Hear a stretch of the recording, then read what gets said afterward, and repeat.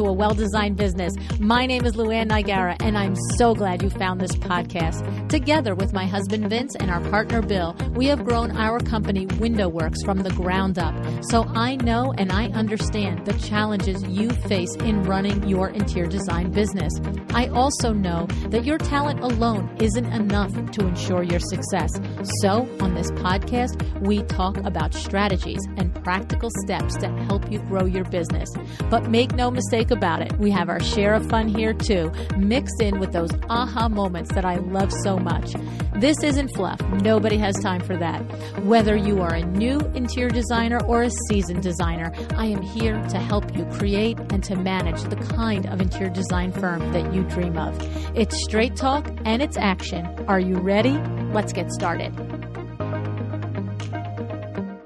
Hi, welcome to A Well-Designed Business. I am super excited to introduce you to my guest today, Raj Banyopadhyay. And I have to say, Amy Port, if there's any chance that you're listening to this podcast, that was for you. Raj Banyopadhyay. Little inside joke with our HPSers. Raj and I did my personal branding photo shoots last fall after we connected through Heroic Public Speaking. He works primarily with professional speakers. And let me tell you, since meeting him through HPS, I have been impressed by him every step of the way. A bit about his background, because like so many of our guests here, Raj came to photography with quite a few of those Eric Award transferable skills that we always talk about. First, he was a data scientist in Silicon Valley. Raj has his PhD in computer science. Then, after an unusual relationship journey in his own marriage, Raj decided to train as a sex and relationship coach. And through this journey of self-discovery, he ultimately decided to go all in on his passion and pursue the art of photography. Now he brings it all, expressing that complexity, that contradiction, and that beauty in his work at Series A Photography. He helps speakers, entrepreneurs, and hopefully now interior designers and window treatment professionals tell their stories through photos that are real, emotional, and powerful, not just flat like all the other photos that you see. It's funny because when I first began working with Raj, I noticed right off how his approach was much like yours. He gets to know his clients on a deeper, more personal level. He starts with a mood board like you do, but it's more intimate than just a mood board. Raj and his amazing assistant Emma, also a trained sex therapist, tap into the emotions of the people they are photographing. They understand what stories are in our heads that can tie us up as soon as we somehow get in front of a camera. It all happens, right? It's like that deer in the headlights. But then they help guide us to authentic, personal, free, confident images, right? Because guess what? That's how you connect with your potential clients, with anyone. That's how you connect with any human. You let them see, you let them experience, you let them feel that real part of you. This man is magic with a camera, but he's also magic with the human spirit. I'm so thrilled to have my friend Raj share this stage with me today.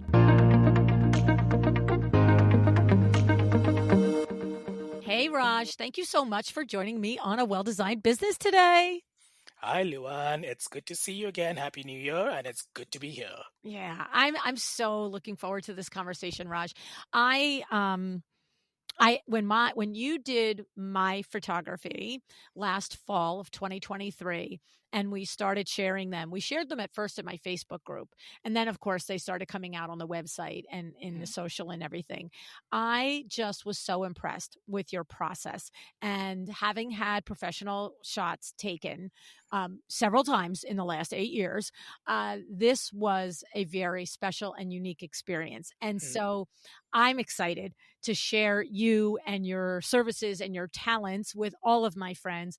But before we get into your process and why I loved it so much, just give us the quick rundown on, you know, your mission and how you show up in the world and how what photography services you do. What does it mean to you? You're not just your garden variety photographer here.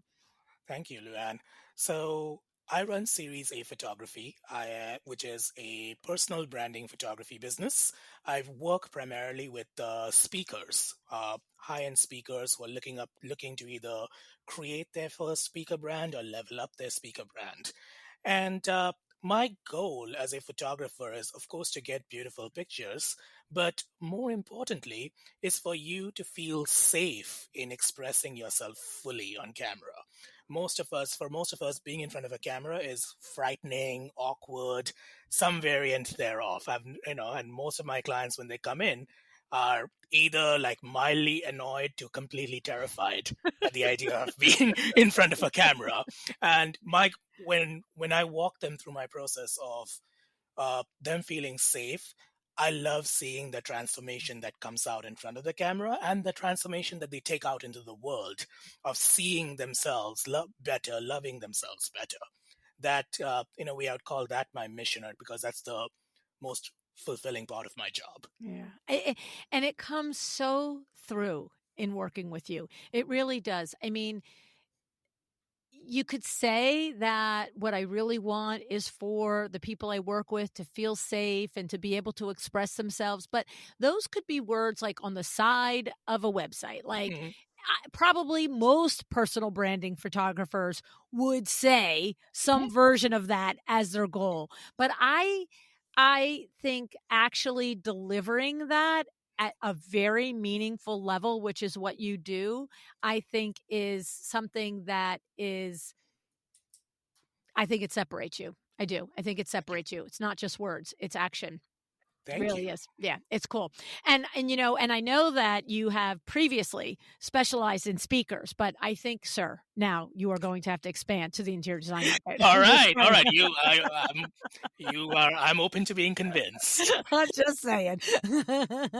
you know, I mean, interior designers, need pictures constantly. Yeah, Like the website needs to be updated because it's all about style and image, yeah, right? Like they're not CPAs. yeah, So they can have the most beautiful photography, which they do with the many interior photographers that we've interviewed on the show.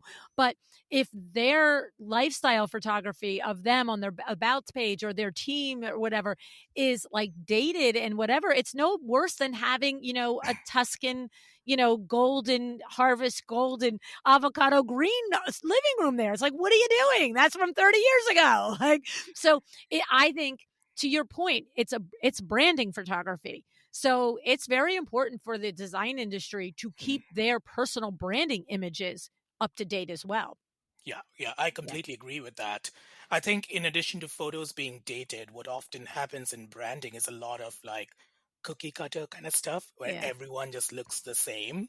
Like everyone wants the same kinds of images and the Yeah. same kinds of like emotions or vibes or lack thereof. Yeah. Yeah. Yeah. And I see that not as a limitation, but as an opportunity, uh, as an opportunity to change the game, as an opportunity to like show something different about yourself, show something more real. Yeah. Because in order to be a good photographer, a good designer, a good artist or creative of any kind, you are probably bringing something of your real self into your work.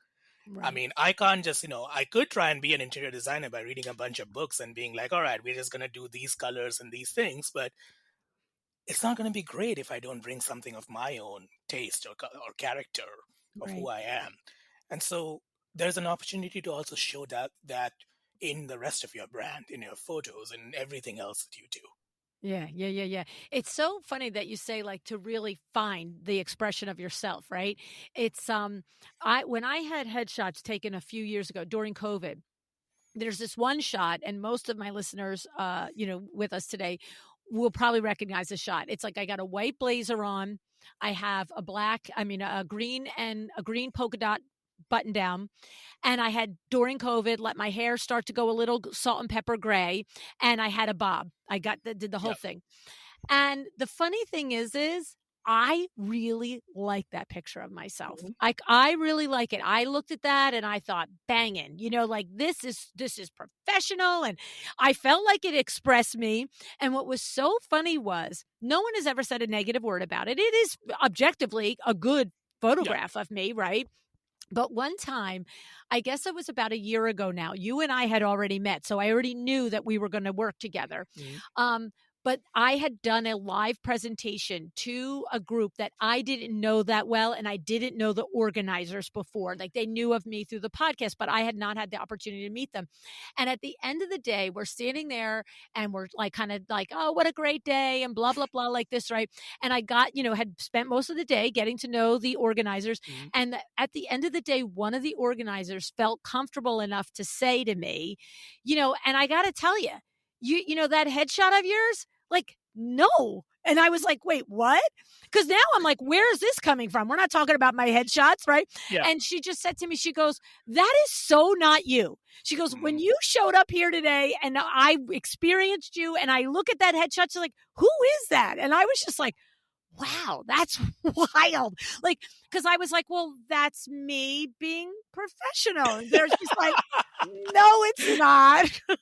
That's kind of the reaction I had when I first looked at your website, and I did not actually check out your website or anything until well after, we'd been acquainted in our public speaking program, Yes. where I'd seen you on stage several times. For context, for the audience, LuAnn and I met at Heroic Public Speaking. We were doing the speaking training over several months, and all of us got the chance to go up on stage and, practice bits and collect feedback from people.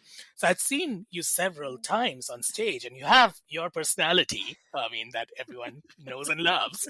And that's the way I knew you. Yeah. So when we started talking about working together and I looked at your website, I was like, who is that? And it's, again, these are not bad photos. No shade on the No. photographer there, but Right. it just did not match with how I knew you. And it was so funny because I never saw the disconnect in it. To Yeah. me, it's like, well, there is that very serious part of my brain. There Mhm. is. I'm a serious business person. You know what I'm saying? Like, this is not, I'm not messing around here, folks. Like, I'm making money and I'm making moves. You know what I mean? And so I was like, yeah, sometimes I show up like that. That's who I am. I get stuff done. And it's just funny. It's Yeah. just funny, right? And so anyway, so I think it's interesting. So that is, to me, when you see the photography now that's on my website, it's just like, oh, there's that crazy lady. Yeah, and I'm sure that you went through a journey to like own that side of yourself, even that side of yourself that is the badass businesswoman, but shows up in the crazy lady, LuAnn way. Well, Right. what's interesting about that you say that is because I came to this old enough to trust a photographer. Like, if I had come to, needing headshots and Mhm. brand shots in my 30s or 40s, it might have been much different, right? Yeah. But by the time I came to this in my 50s, I was like, okay, this feels gross getting my picture taken, but like, big girl panties, just get over it. Like, literally, I remember saying that to myself. This is insane. This Mhm. feels absolutely Mhm. ridiculous. But you understand that if you don't switch the flip in your head of I feel uncomfortable and just own this, you're going to look even worse. And I really had to have a sit down with myself for like 5 seconds and go, why is it that you're nervous about doing these headshots? And I was like, well, because you don't want to look stupid. Mhm. And then I was like, oh, so are you going to guarantee you look stupid by being embarrassed in every shot, or are you just going to own it? Right. And that very first time I did headshots in like 2016, it was like a bang head moment. I was like, just keep coming, just put the imposter syndrome, the fear out of your head. Right. But the difference and the disconnect was that I didn't also look at the professional quote unquote shots and think it wasn't me. Mhm. I thought that when you go to put yourself in print, yes, in real life, I'm a lunatic and I will, some of my truck driver personality will come out on my state. My Vinny Bag of Donuts comes out. Like, it all comes out. But like, it never occurred to me that same person should be on the website. Yeah. I didn't think I was not showing up as myself. I just thought I was showing you the serious side of myself, the take charge side of myself, the girl who gets the stuff done side of myself. And so it's a very interesting journey to learn. And if I hadn't had that one woman say that to me, Mhm. I probably still would be like, I don't know, Raj, don't you think it should be serious? But with that in my brain, Yeah. and then the learning and the speaking to you and you giving me the confidence to be like, just come at me. Where is LuAnn? And Yeah. I was like, oh, all right, let's do it. Yeah, and I think that goes into how I see personal branding. We often think of, the way out there personal branding is talked about as almost like a lot of people have this idea that branding is fake. And that Right? is true. That's the way many people do it, right? Yeah. Because it's like, oh, I am this person in my work or my business, but in order to be quote unquote professional, I have to create or show this completely different version of myself that nobody recognizes or nobody that I work with or am talking to recognizes. Whereas I would like to suggest that thinking of the idea of personal branding differently. I see personal brand as the relationship that you've created with your audience. Mm. Your brand is the relationship that you have created or you continue to create with your ideal audience. It's not for the whole world. Right. Not everybody will appreciate that. It's for a very specific audience. In your case, interior designers, in my case, speakers that will listen to you or who Right. your content is meant for. That's the relationship. And then branding photography from that perspective for me becomes, how do I capture that relationship you have? So if your relationship is based on your personality that shows up as your, like, LuAnn, or I just came up with the word LuAnnatic. So I want to capture the LuAnnatic personality. That is what branding is to me. Why would Yeah, I want to capture a completely different version of you that doesn't actually show up? I know. I know. Right. But I think what I want my colleagues to hear is I did not think Yeah. that I wasn't showing up. Like, I never once Yeah. looked at any of those previous headshots and thought, this isn't me. Like, there is a version of me that Yeah. is those headshots. Yeah. So it didn't feel off. And the thing is, I guess it's having someone like yourself that has done the exploration and really has the rack of success of all the people that you've taken their shots and they're like, oh, Yeah. this is the difference. It's like, it's that where it's kind of like, you know what it is for me, for like interior designers? It's as if you had a client Hmm. who just consistently was trying to get you, guide you, whatever, to deliver a beautiful room, but that it doesn't have their personality in Yeah. it. It's almost like a model home. Yeah. There's Yeah. Yeah. nothing wrong with the room, but it doesn't actually reflect the personality of your client. And that's what you won't do. You won't just be like, these are beautiful shots of you, Lou. They are. You're like, Yep. no. I mean, I can't, the number of times that day you're like, nope, that's not your, come on back. I Who love you are you? brought up that point because our self-image sometimes doesn't actually match how others see us, Yeah. or even the people we know, love, who know and love us, see us. Right. And this is true for how we look, like physically to others, as well as like how we want to be in our space, the interior design thing. Like, I know, maybe you have, and sometimes it's like it's also like it brings out our inner aspirations. Yes. Like, we feel like, oh, I need to look a certain way, I should look a certain way, Right. my room should look a certain way, like it Right. should look like that fancy catalog that I saw in Dwell magazine. Right. But Whereas meanwhile, I've got 16 dogs and I walk around in yoga exactly, pants all day. exactly, like if you told me, like, if there's no way, like, even if I've been to houses and done shoots in houses and homes that have been on the cover of Dwell magazine, I kid you not. Yes. I walk into them and I'm like, beautiful space. This would not be a space I could live in. Right. Right. Right. This Right. would not be my colors, my personality, how messy I am.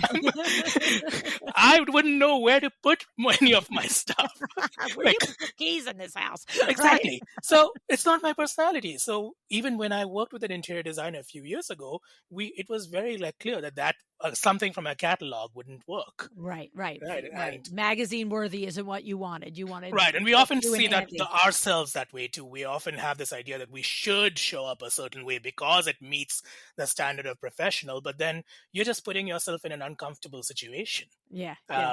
and a situation that others don't recognize you. Whereas I feel like my approach to branding is very much just like I think many interior designers, let us capture your personality in there Hmm. because that is what your audience is showing up for. Right, right. Yeah, that's what it is. It's the difference between capturing a beautiful photograph of you Mhm. and actually capturing you. And it's the difference between creating a beautiful room that could be Yeah. anywhere or creating a room that's for that specific client. Yeah, and now don't get me wrong. There is, there is a value for photography that captures an ideal image. When I started out as a photographer several years ago, for a while I was doing more boudoir photography, which is often for many people a way of capturing a slightly more fantasy version of yourself. Like, Right, oh, I could look that way, I could be seen that way, right? And right. it's not a way you'd show up all the time in everyday life, but No. there is value in that. Mm, It's a way to explore a different side of yourself. It's a way to gain confidence and all of that. But it's not what I think you should be doing in branding, right, because branding is for your audience. You are right. serving your audience, you're serving your clients. You need to give them what the relationship that they want with you. I love that because that just whether it's boudoir photography or other genres, there's photography that's for us alone. That's for Yeah, us, our family, whoever. And then branding photography, to your point, is to your relationship with your ideal client. exactly. Love it. That's a very good clarification on that. I love Mhm. that. So where do we want to go next? Do we want to talk about next your process? Do we want to talk about how you're also a sex therapist and how that impacts your photography? Like what bombs do we I'm want to open throw to in it. there? Let's start with your experience. Why don't Okay. you use your experience working with me as the main kind of framework for this, and then we'll Mhm. go into like nice little detours along the way. Okay. Okay. Yeah. So, what I recall and I remember appreciating from the experience was there are multiple times throughout the process before you get to the photography session where you're meeting with you. Hmm. And they're meaningful discussions. That's what I remember. They're not like, hey, 2 o'clock, it's, on September 10th. It's like, no, here, Lou, we're going to, you lay out the process. And it very much reminded me of the way interior designers approach their process with working with their clients. There's this discovery period of you discovering who we are as a Hmm. subject and a person, but then you forcing us to do discovery. Yeah. So, right? And so you want to So I describe remember that? that there were a couple of hiccups there. So the first step, is having a conversation. We had a lot of conversations during HBS Yeah. and then afterwards about what we wanted, what the story was, and I understood got to understand what your journey is, what your previous experience with photography was, some of the stuff that you just talked about. And then the next step was creating a mood board. And I remember that I gave you the instructions, and I know you've worked with Pinterest before and you've done different kinds of mood boards, but somehow you were stumped with this one. Do you remember? And Yes, we I had to have an extra call for that and me walking. So talk to me about that. Like, why were you stumped there?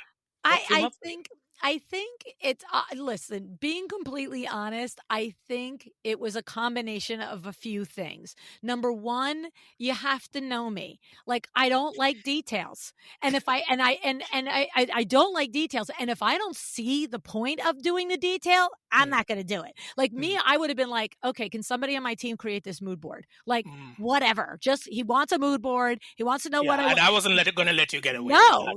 and so I was just like, whatever. All right. And so, but then to your point, look, I being completely honest, if you were a stranger to me and I knew I was paying, I am the type of client that will show back up and go, I'm not doing the mood board part. Like I'm Hmm. not like, and then I recognize once you explain to me the value of it, then if I agree, I will be like, oh, okay, I get it. But I could see if I didn't know you, just being like, yeah, I'm not doing the mood board part, like, skip it. And then you would have convinced me. I know you would have, and I would have done it. But I didn't take that approach because you're my friend Hmm. and because I know the work that you do. And I was like, okay, I don't get the reason for it, but Raj isn't just creating busy work. And so that's why I said to the second meeting, I was like, you gotta tell me why I need to do a mood board. And you gotta tell me how to do it because I don't know how to do it. Like, not like I Right. don't know how to click on Pinterest, but and that's when you explain. Do you want me to explain, or you would I would like explain? to hear you explain it in Okay. your words. So this is what happened. At that moment, you were, and this is a year ago. So I'm recalling obviously what was the most impactful parts of the Right. conversation to me. You were saying, I know you a little. I need to know you more. And so I'm not looking for you to pick pictures of headshots. Hmm. That's, I'm wanting you to find things that represent you, that speak to you. And Hmm. I was like looking at you like, what? And and as you continued to talk, you were like it might be a quote or it might be a work of art. And I was like, "What?" And so at that moment, I thought, well, I could do that on Pinterest. To me, that was almost like creating like a quasi version of a vision board, Hmm. not so much a vision, but an existence board, like Yeah, who am I in I my like that term. brain, right?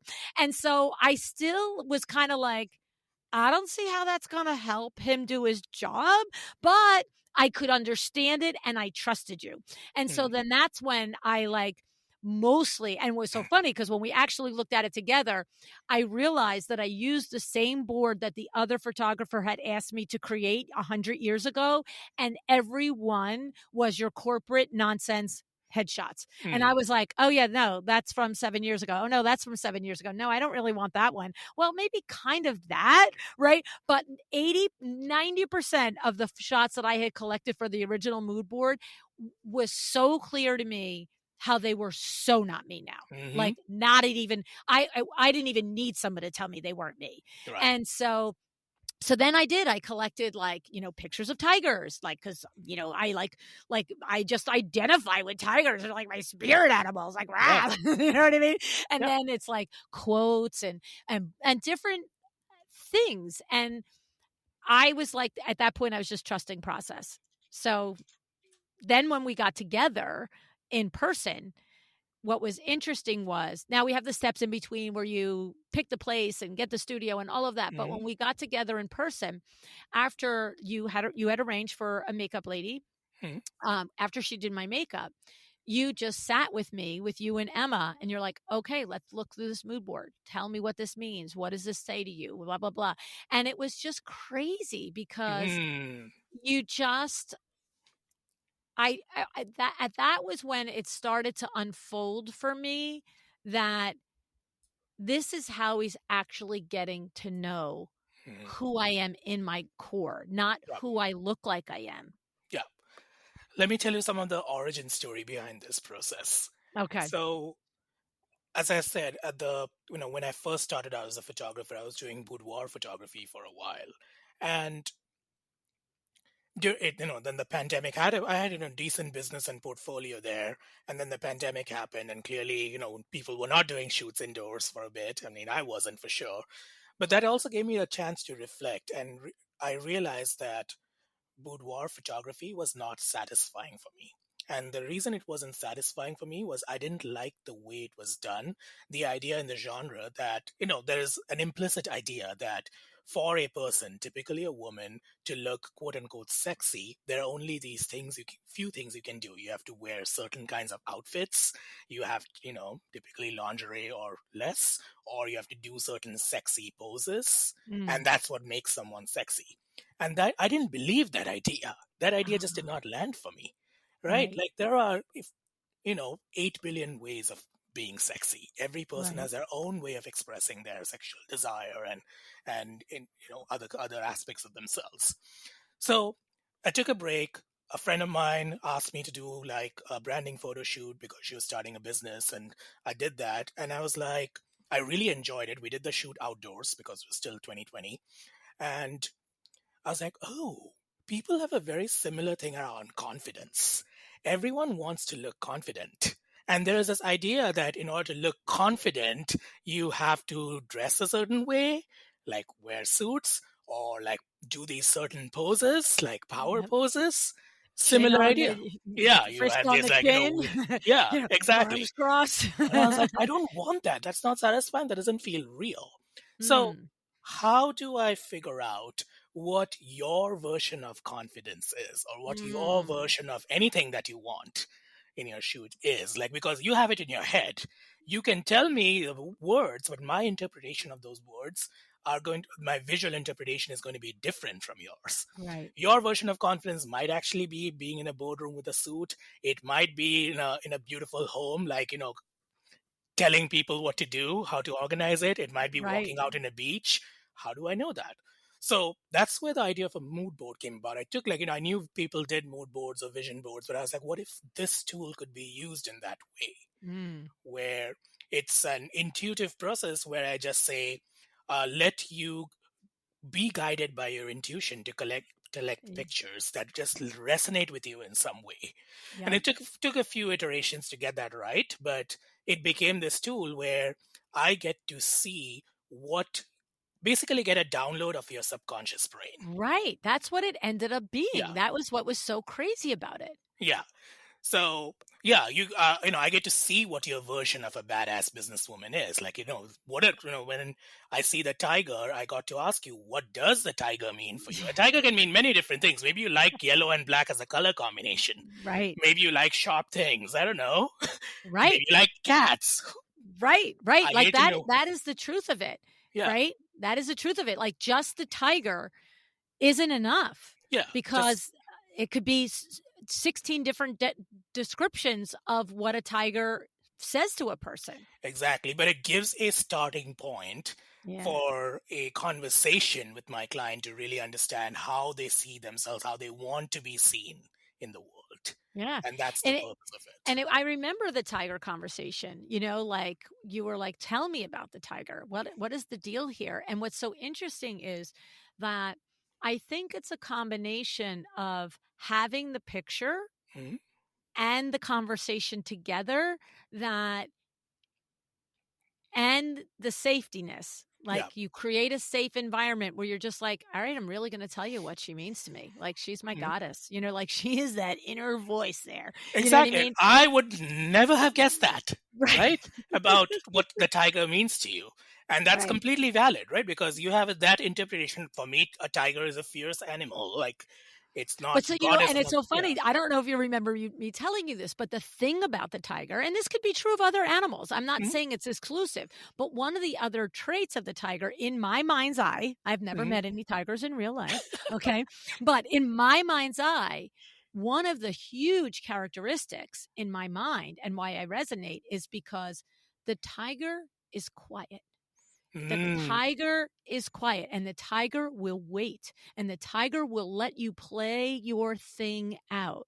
And if you play it all out and you resolve it, well, that's okay. I don't need to tell you how you might have gone wrong. You resolved it. It's good. I can stay back. The tiger can just observe. Yeah. But if the tiger needs to pounce, look out. I mean, Yeah. my guests saw that at LuAnn Live. We had a situation at LuAnn Live with outsiders at our group, and I'm literally in just a cocktail conversation at a bar, like Uh-huh. with all the people that were at LuAnn Live, and I'm laughing and and I look and I see an outside guy who I'd already 1.5 hours before that ejected from my party Whoa. because it was three guys. They were drinking and they were just mooching on the party. And an hour and a half before, they just pissed me off because they were there. But now I'm standing there with a group of women talking, and I happen to just look sideways and I see that guy, and he takes his hand and he rubs it down the back of one of my guests. Well, you want to see the tiger in real life? I'm like, boom. I just was like, get out. I walked away. Yeah. Get out, turn around, march, get out of here. Blah, blah, blah. I mean, the cops ended up coming. It was a thing. But Mhm. I was just like, there's in that moment, I'm not 5'5" and 120 pounds. In that moment, I'm a freaking tiger.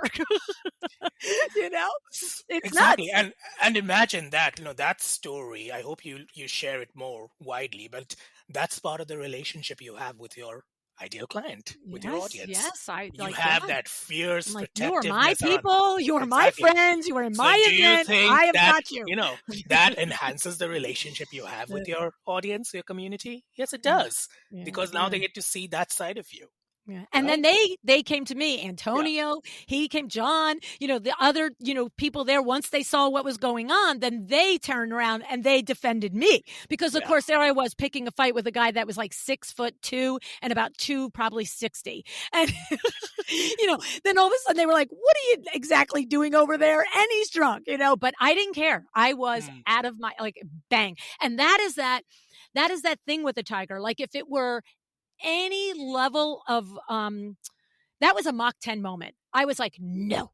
But if it had been a lesser moment like that tiger would have observed, would have been like, oh yeah, yeah, I'm having fun with you, but I'm watching over there. I'm right. watching and I am on watch. And Hmm. I will be ready when it's necessary, but I will not create drama where it's not necessary Got it. because at the end of the day, the tiger is so strong that he doesn't have to putz with nonsense. He Hmm. only has to show up. She only has to show up when she has to show up, but she Yeah, will. yeah. So Like look, this we are man, having that's nuts. this wonderful conversation about tigers and what that means to you.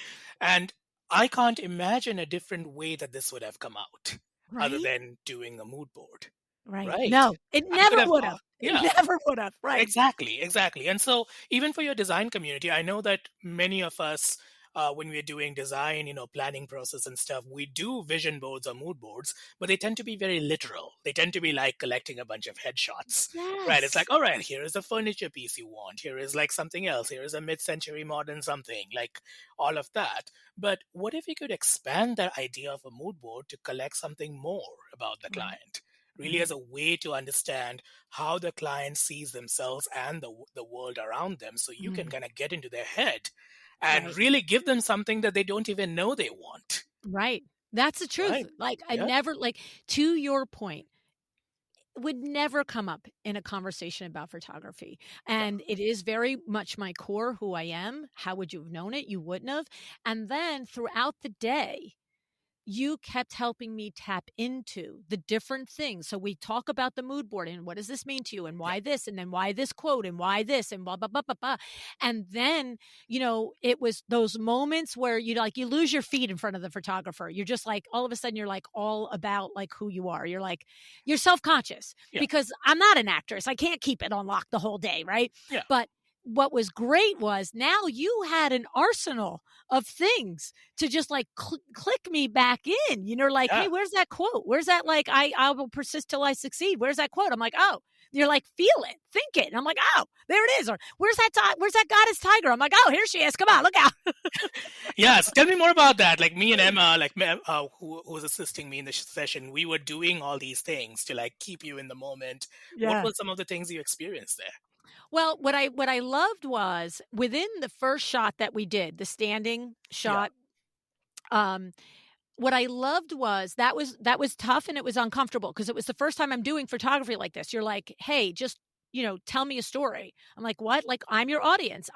You're at a live speaking event. Tell me that, and you knew some of my stories from the HPS, so you're like, "Tell me this story." Mhm. And it's weird. Like you're just like but like two things happen.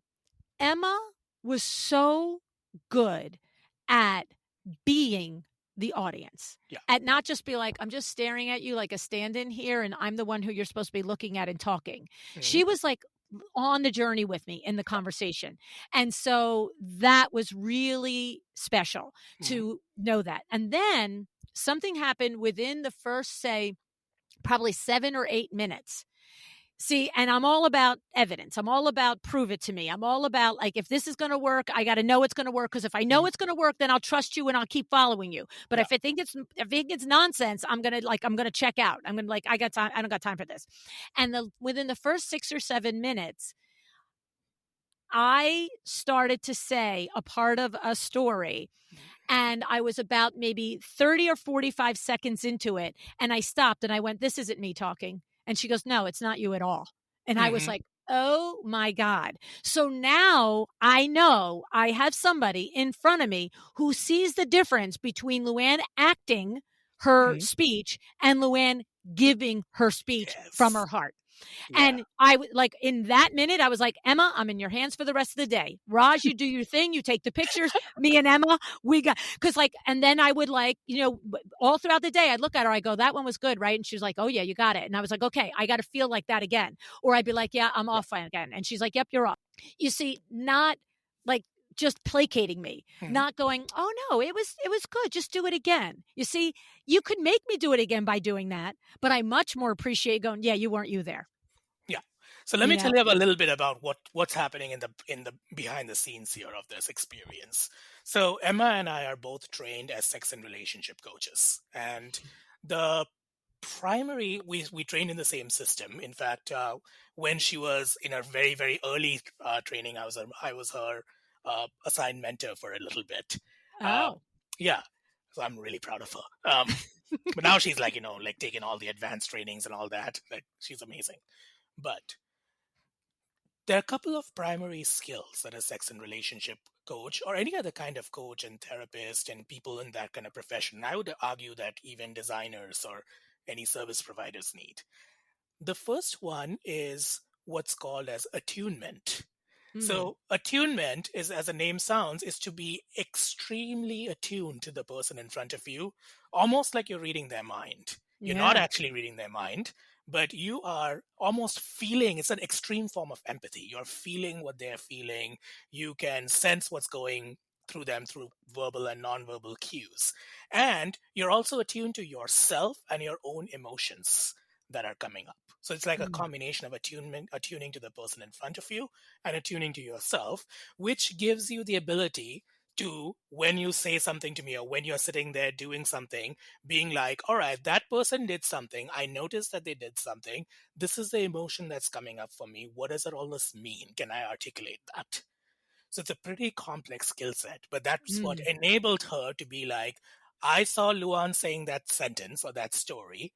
That landed for me in a certain way, and I'm feeling like something is off and this Yeah, is I'm not feeling like it's fake or I'm feeling like fake, it's and I am forced able to or articulate that in a way yes. that makes sense to you, in a Mm. way that's of service to you.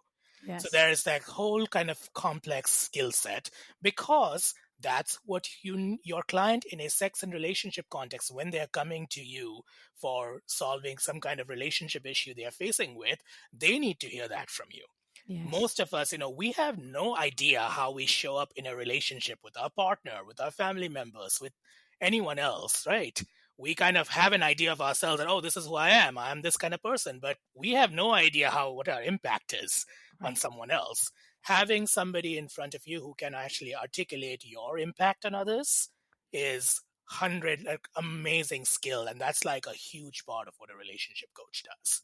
Okay. The second skill set that she brings, or someone trained like that brings, is helping you get into your body, get out of your head Mm. and get into your body. Yes. Because early on, right after my training as a relationship coach, when I also started doing more headshots and portraits, what I realized is that the stuff that comes up for us in front of the camera is exactly the stuff that comes up for us in the bedroom, Oh, whoa. Oh, right? whoa, that's nuts.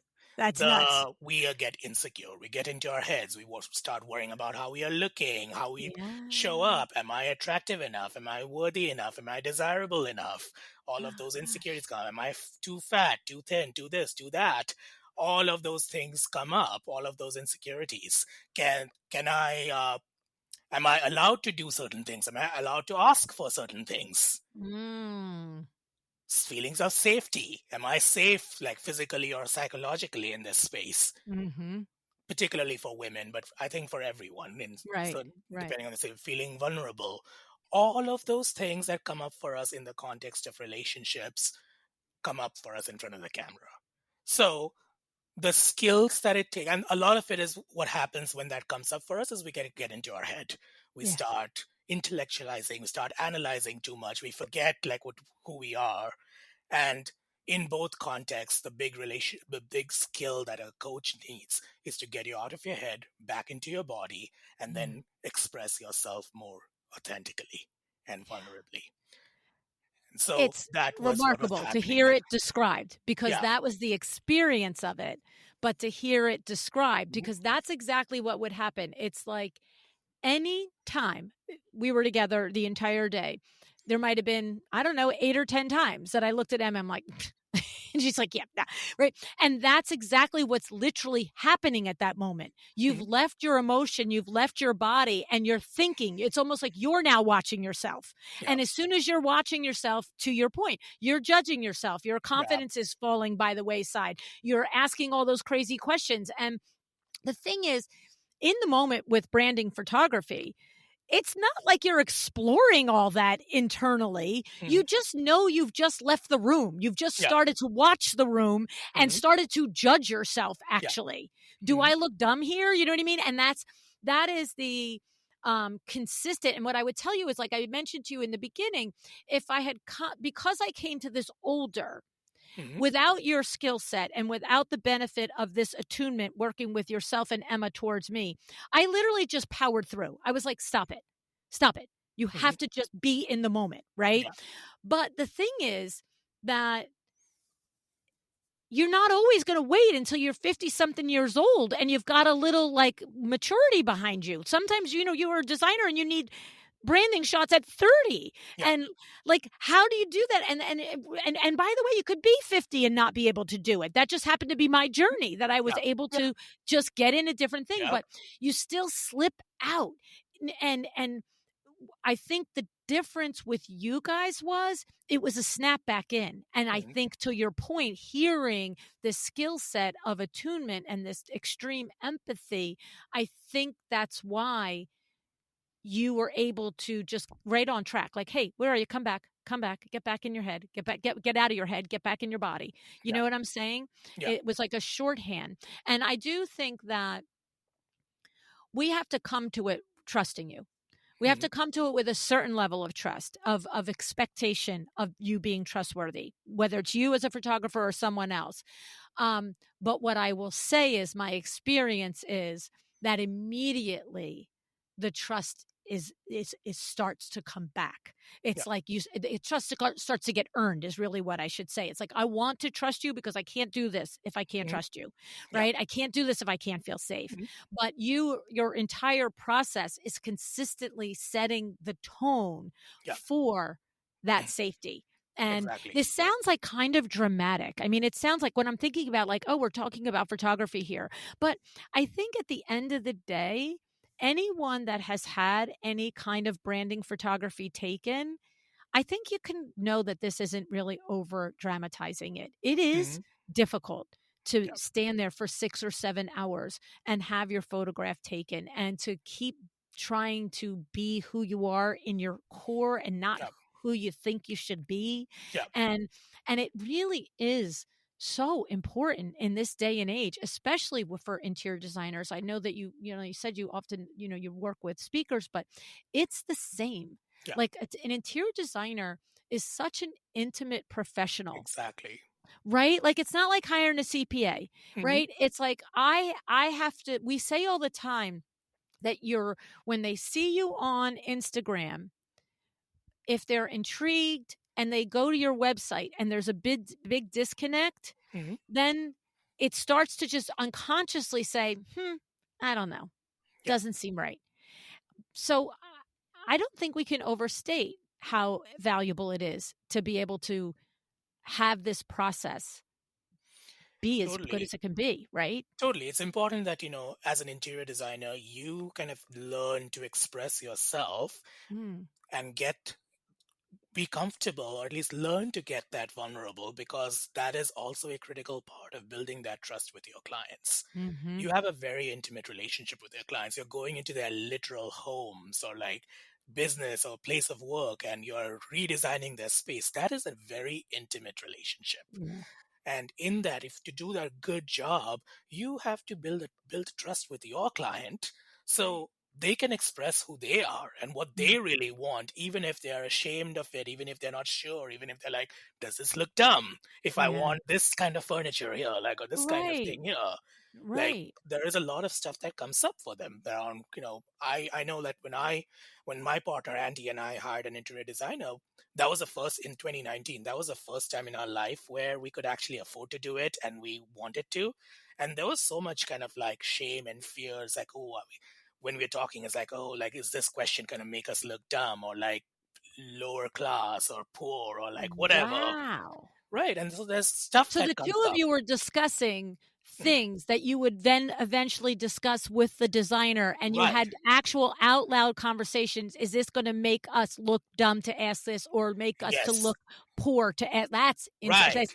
I bet Right. every designer went, "Wait, what?" Right? Like, Yeah. we're So not I'll give you an thinking that you're example. I'll give you thinking another that. story of another of my clients who is a literal CPA. So this is like, I always I pick on the actually think that CPAs. CPA is also an intimate I relationship. know, it's so true. I Yeah, shouldn't because pick it's on them. money. It's Yes, money. and you gotta be real or you're not gonna Yeah. get good advice, right? I have a client who's a CPA and financial consultant, mostly for women-run businesses. And we were having coffee one day, and she was complaining about like all these badass business women she works with, except they came to her for like tax advice or whatever advice when their businesses were already on fire. Like their Mm, businesses were like, owing like $100,000 in taxes or all of that stuff. And she mm, was like, I don't understand why they don't come to me sooner. Like mm. these problems are solvable. Like I could set up a system. And like she was ranting about it. And I was like, hey, Trisha, that's her name. Trisha, have you thought about how to handle shame in your clients? And she was like, what? So another tool that we have to use in sex and relationship coaching or around any taboo subject. The most taboo subjects in the world are sex, money, and death. Right. And Yeah. it's shame because we don't talk about them. We think we're the only one having those problems and so on. So what was happening, my guess was what was happening to these clients is that her clients were that they were these badass business women who felt like they should be able to do everything on their own. And then they tried and tried. And then when everything was on fire, they were like, oh, like I I need help. have to get help now. Oh Right. my god, that's so insightful, Raj. That's so Exactly. insightful. Thank you. It's probably very true. Yes. So in the sex and relationship world, there are different, and psychology world, there are different techniques to address shame. Some of which could be like one is empathy, being sharing your own story of how you had that same problem.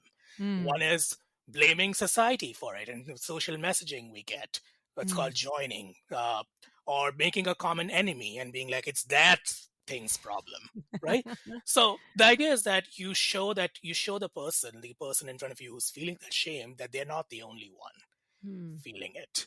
Right. And so there are various techniques for it. Now I explained that to Trisha and I was like, now let's see how we can translate that to money. Yeah. Right. Like shame around money, because that's a thing that many, many people have, right? That feel Mm. like they should know more or should know the right thing. But most of us don't grow up being taught the right lessons around either sex or money. Right. You're Right. so right. Right.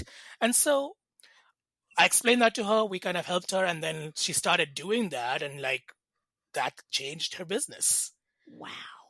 because now as a CPA, she could not only go and like look at people's books, but have a conversation around like, hey, like what, why didn't you come earlier? Or like, what's coming up for you when we talk about this thing and address that. So CPA is a very intimate relationship, and so is designer. Yes. So again, when we worked with our designer, like she was really good at that point, and we didn't quite realize this how good she was at actually talking about things, noticing when things were making us like bringing up shame around like both Auntie and I, I grew up in India, he grew up in Texas, in fairly low income families. We didn't have a concept of interior design there. Right. Right. Right, like it was basically like like a very like middle class family just trying to survive and whatever, right? And so we there was a lot of shame at like, oh, now we're like hiring an interior designer that seems so fancy and Oh, and who do we uppity. think we are? Do we We deserve didn't it? go out, or like, do we deserve it? Are we worth it? Yes. Or What like, will what our if, friends and family think? We're yeah, so or what if highfalutin the now. designer thinks we are stupid because we don't like her particular choice of furniture or whatever, like she picked, and we want something different. Like, there's all that stuff that comes up around Wow. class and social status and all of that. And as an interior designer, I think if you really want that extra relationship with your client, you need to be aware of how to handle and have those conversations. So true. So true. Oh my goodness. And it's funny because we have our friend here to the show, the designer CPA. His name is Peter Lang. And I always just say he's like the CPA who's not like a CPA, like, because Mhm. he's just so approachable. But the reality is as you were talking, it occurred to me, it's because you're not embarrassed. He makes it so that you're like, he's like, I get it. You're an incredibly talented, creative being.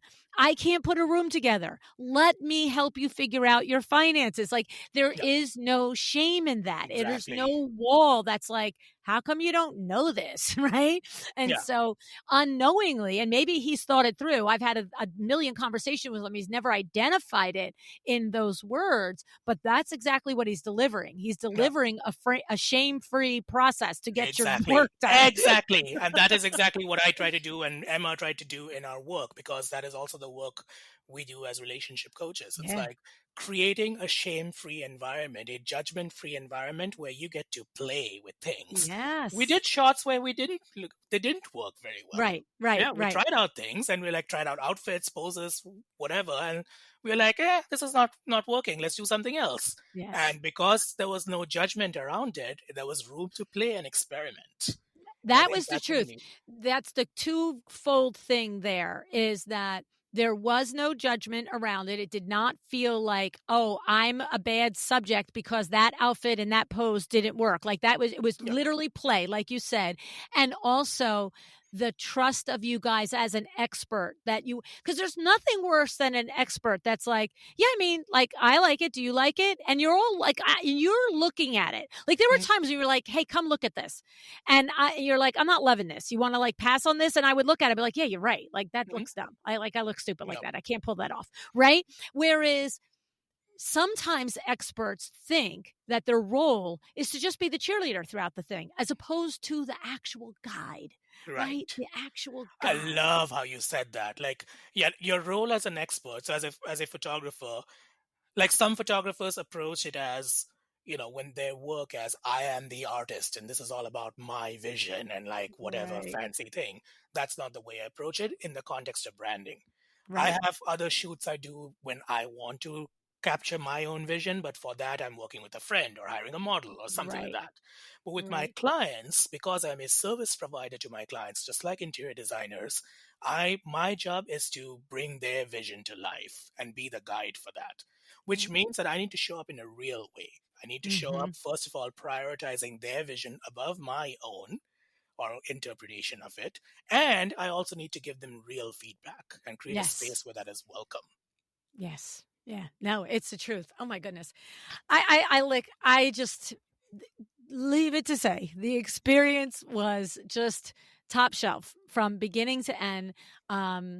It's the results, the photographs are terrific. We love them. We get good reactions to them.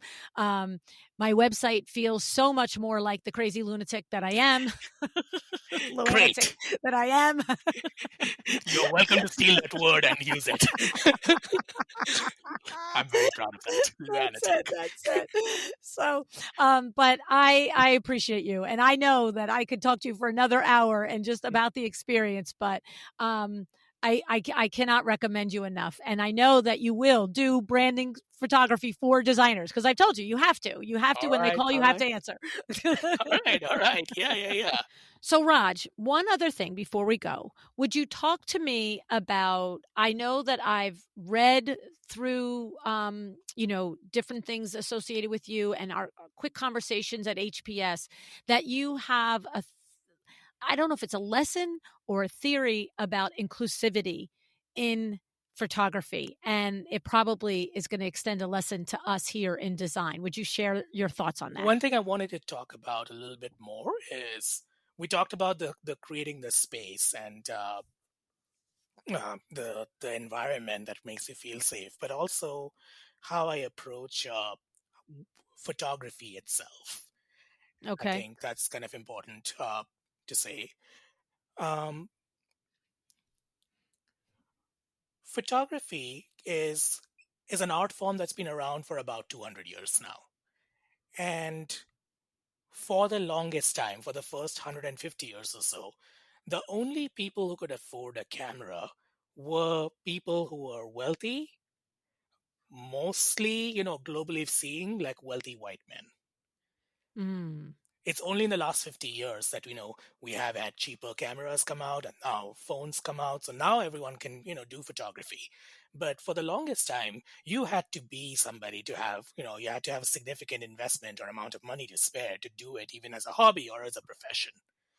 What Okay. means is that so much of the way we do photography is still influenced by the tastes and desires of a very small section of population, Oh, interesting. right? And so if you take that further, it's like think about what we consider as beautiful in photos or who we consider as beautiful in photos. Right, it's certain kinds of bodies, mostly, young, athletic, pretty, like all of those things. Right. And photos of bodies often shown in some kind of like slightly sexualized or more sexualized context. Now, the reason I'm talking about this is when I have my first conversations with clients, that stuff often comes up in implicit ways. It's like, I'm too old for photos.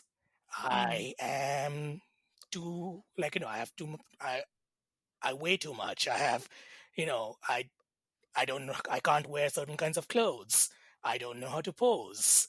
All of Mm. those things I hear and more in my first Mm. conversations with clients. And if you look at my Mm. website, most of my clients tend to be women, and they tend to be women above 40 in their 40s, 50s, 60s, even in their 70s. Mm. Right. So there's aging, menopause, like all kinds of physical All the things things. come up for them, and we have to have conversations about that. Now, what I have to remind them, and what I would like to remind you for as a couple of things.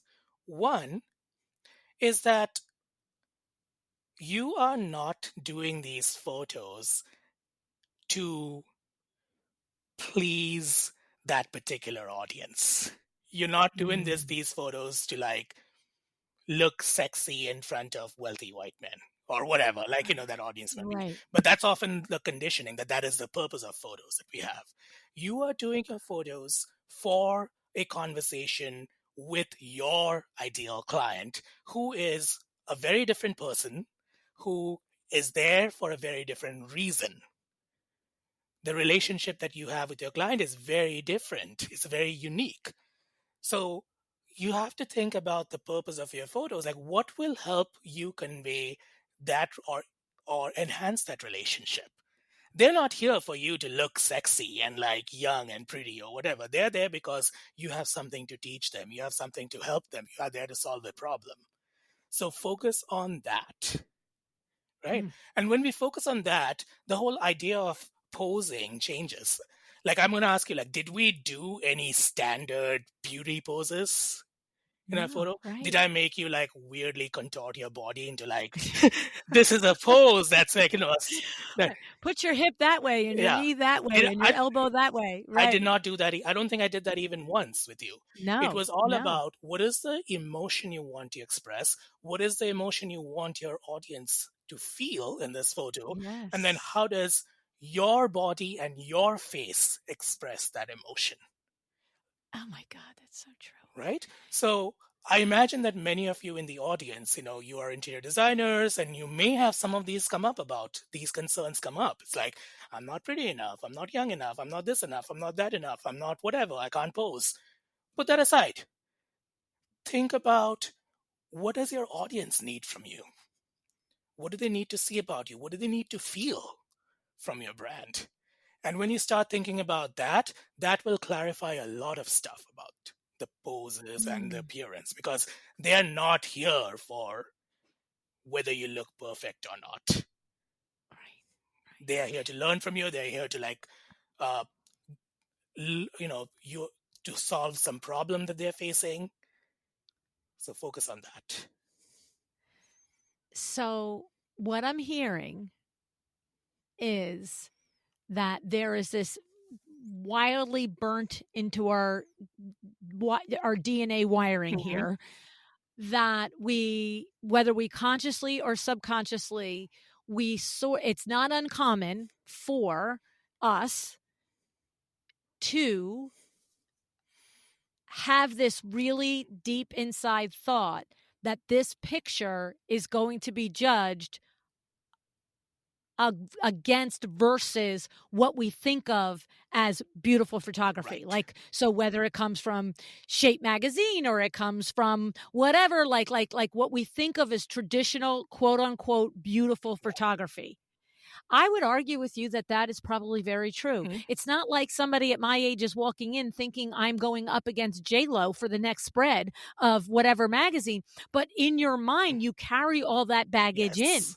Like, even, and to your point, I'm not consciously walking in going, I need to look sexy, beautiful, this and that and the other thing. But I think what you're saying is that it's hard to, if you don't analyze it, it's hard to believe and for you to understand that it's living in there, Yeah. that you've got this Hmm. built up in your mind of, glamour photography, for another word. And whoa. And yeah, that's not your target audience. And the idea of this isn't to look, this, that, or the other thing, whatever the words are, Yep. right? Yep.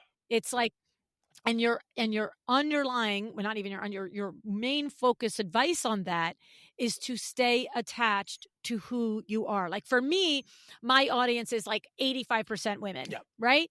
So I'm not shooting for a man. Like I'm not. Like that's what you're saying. Yeah. There's no men here. Stop. The 20 that look whatever. You know what I mean? It's like I'm shooting for my Yeah. girlfriends.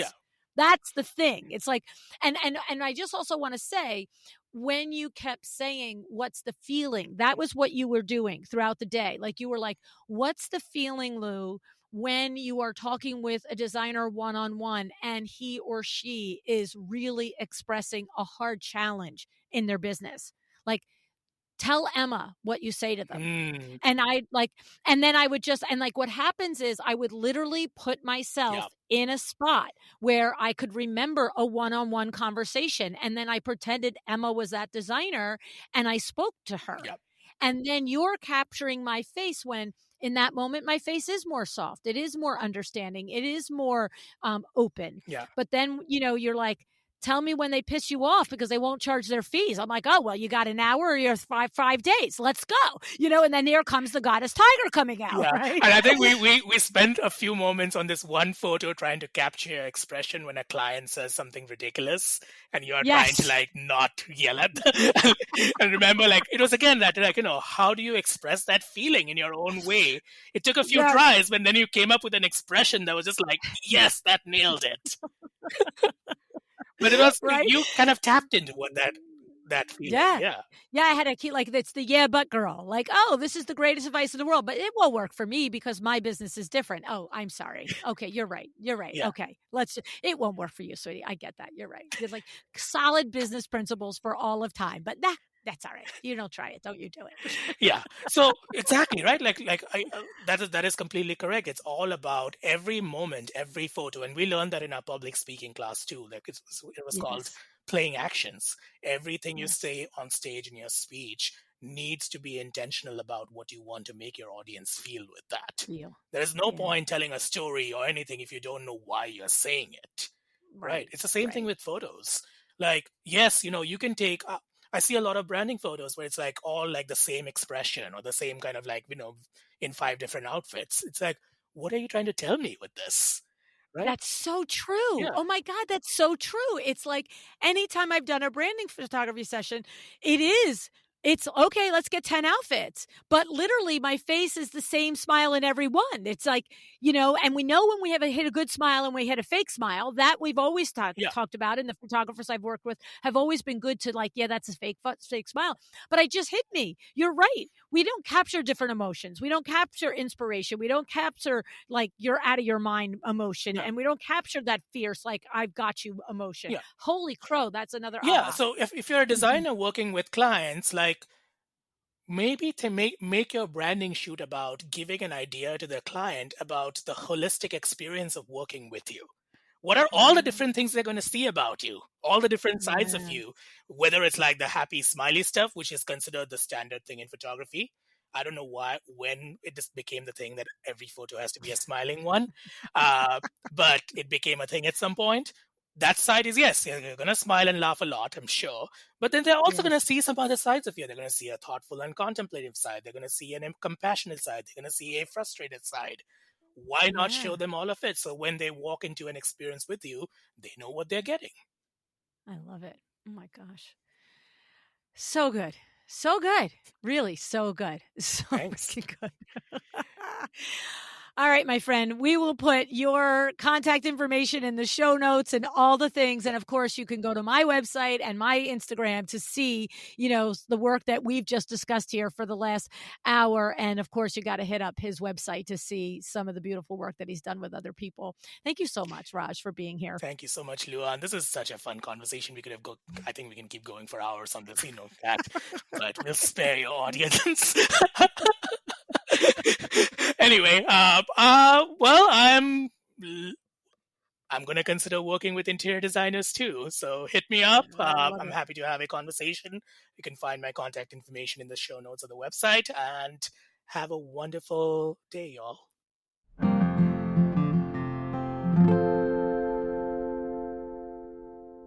Are you ready to show your potential clients all of your sides? You should be. I hope you are. Because as I said earlier, that's what we want to see. Everything isn't always smiles, especially when you are knee deep in a project. But we want to see the focus you, the passionate you, the empathetic you, the creative you. And of course, give us that smile, but don't hide behind the smile. I can tell you after going through this myself, and I think about my previous headshots over the years, which, by the way, I always was pleased with and thought they were wonderful. I thought they showed off the businesswoman that I am. The thing is, I can tell you now I see that I wasn't there enough in those pictures. In some of them, there were moments. But the thing is, there is so much more to each of us. And I love how Raj uncovers it all and how he does it with compassion in a safe space. And I think compassion is the big part of this. It's something that I know that you can relate to. It's important in any business. Raj and Emma carry themselves with compassion, with zero judgment. And because of that, they extract confidence. That right there is an art in itself. Now, let's take a walk back through the conversation so we don't miss any of the good points. First of all, Raj says your personal brand is the relationship you build with your ideal client. There's a huge difference between this and the idea of a brand. It's more than colors, more than catchphrases. It is an exchange. It's even a bond, Raj says. And he stressed that your photos should strengthen that bond, not feed a false ideal.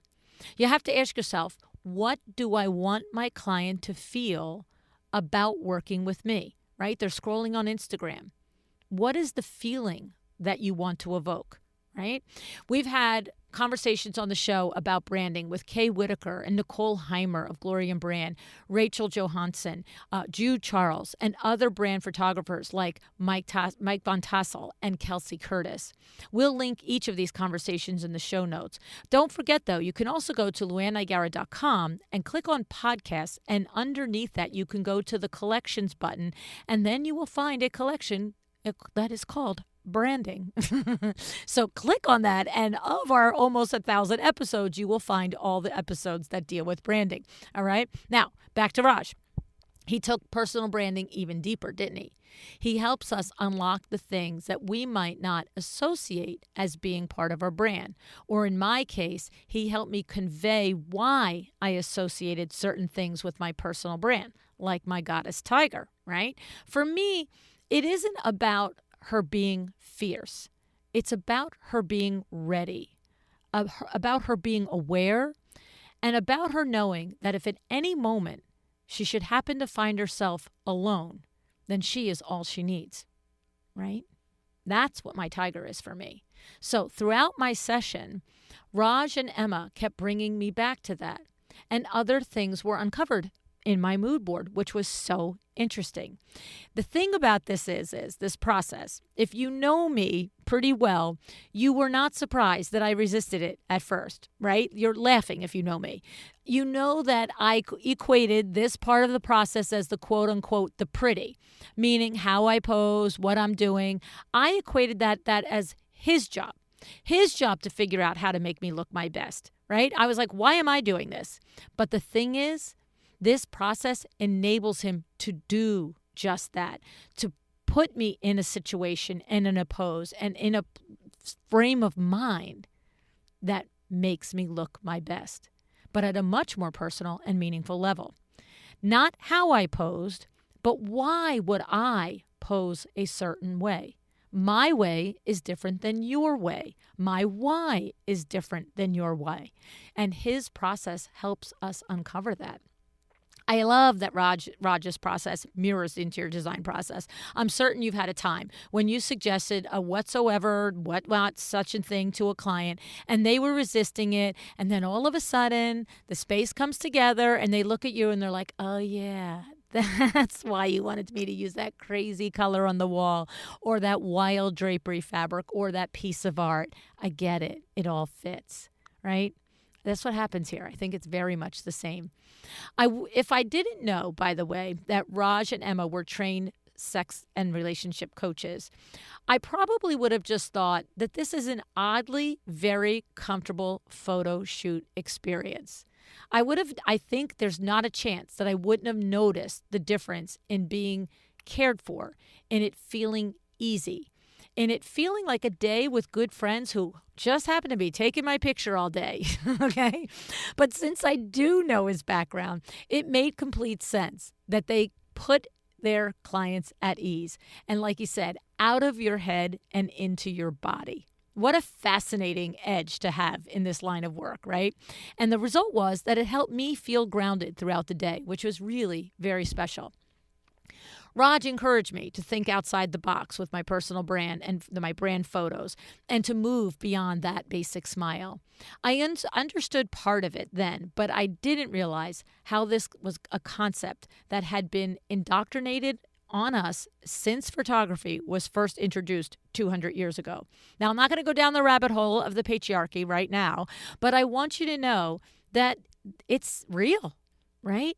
And we can start breaking that cycle. We aren't all smiles all the time.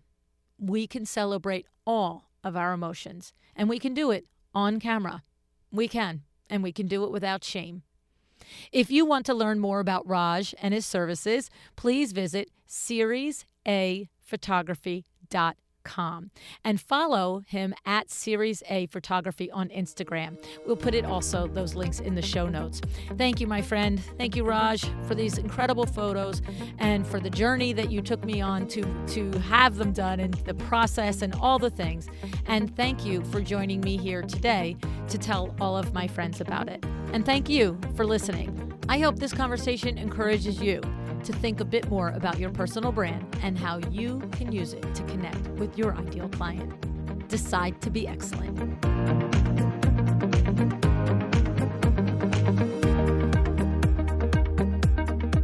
Thank you for joining me today. This podcast is a production of LuAnn Nigara, Inc. If you want to know more about me, my books, or LuAnn University, go to luannnigara.com. And if you are interested in having WindowWorks help you with your next window treatment or awning project in the New York, New Jersey metro area, go to windowworksnj.com to learn more. Have an excellent day.